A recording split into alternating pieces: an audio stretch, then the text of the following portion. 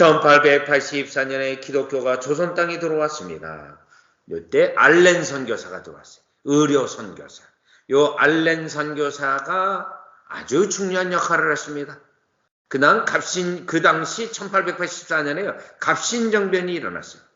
갑신정변이 일어나서 민비의 사촌 오랍인지 동생인지요. 지금 헷갈리는데 자객에게 칼을 맞았어요. 죽어가고 있을 때 요 알렌 선교사가 수술을 해서 낫게 해줍니다. 그래가지고 고종이 알렌 선교사에게 뭘 원하느냐? 조선 땅에서 복음을 전할 수 있도록 해달라. 그래서 복음 전도 허락을 받고 복음을 전하기가 시작해요. 그게 1884년이에요.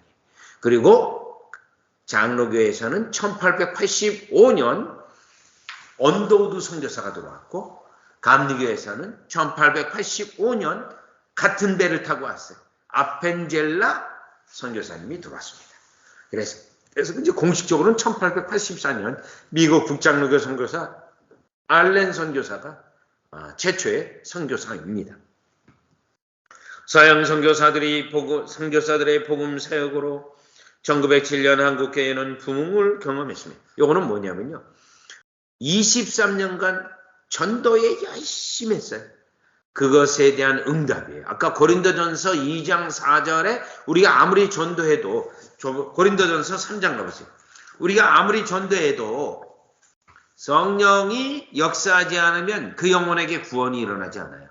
그래서 우리가 열심히 전도해도 여러분 우리가 전도했다. 열심히 말씀을 가르치고 했다. 그런데 그 사람이 아직도 구원의 은혜가 없다. 우리가 실패한 게 아니에요. 전도에는 실패가 없어요. 왜요? 전도를 실제적으로 효과적으로 만들어서 구원 백성이 일어나게 하는 것은 우리가 아니라 하나님이에요. 고린도전서 3장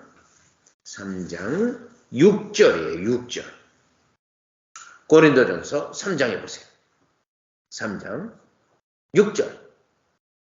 나는 심었고 아볼로는 물을 주었으되 오직 하나님은 자라나게 하시는. 여기 나는 심고 아볼로는 물 주고. 요게 전도예요. 심고 물 주고 심고 물 주고. 그런데 싹이 나고 그 싹이 나서 예수님을 믿는 믿음이 생기고 그거는 하나님이 하시는 거예요. 하나님. 자, 그래서 7절. 그런즉 심는 이나 물 주는 이는 아무것도 아니로되 오직 자라나게 하시는 하나님뿐이니라. 하나님. 그래서 구원에 하시는 분은 하나님이에요. 우리가 아니에요. 그래서 우리가 전도 많이 했다. 뭐 예수님은 많이 자랑할 수가 없어요. 하나님이 역사하셔서 하나님이 자신의 백성을 건지신 것 뿐이에요. 여기서 핵심 포인트는 전도는 심고 물 주고 심고 물 주고 심고 물 주는 겁니다. 계속이요. 집에서 뭐 상추 키운다고 물 한 번 주고 얼마나 컸나 이렇게 보면 네, 사실 이제 계속 물 주고 심고 물 주고 그 작업이 세겠죠. 자, 계속해요. 그래서 부흥은 1907년에 일어난 평양대부흥은 선교사님들이 전도 사역을 너무너무 열심히 했어요. 열심히. 그거에 대한 성령님을 부어주심으로 회개와 믿음이 일어나서 한국교회의 오순절이에요. 1907년 평양대부흥. 그래서 6명의 목사가 한국인 목사가 안수를 받고 그 가운데 길선주 목사가 세워지고 이기풍 선교사가 제주도로 선교사로 파송됩니다. 이제 제주도에 가면 교회들이 많습니다. 제주도에요. 그게 1907년 선교사가 가서 교회 개척이 시작돼서 세워진 거예요. 그게 1907년이에요.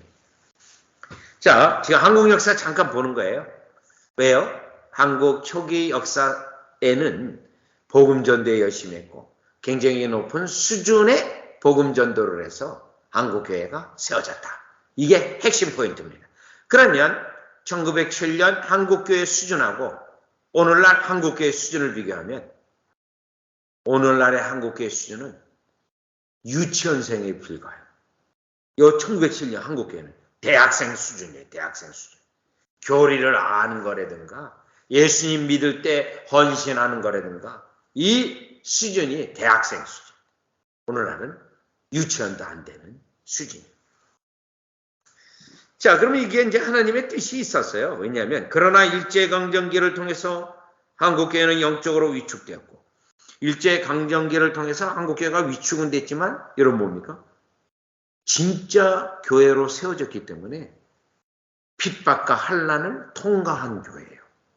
물론 아쉽게도 1938년에 한국교회가 신사참배를 함으로 우상숭배 범죄를 저질렀어요.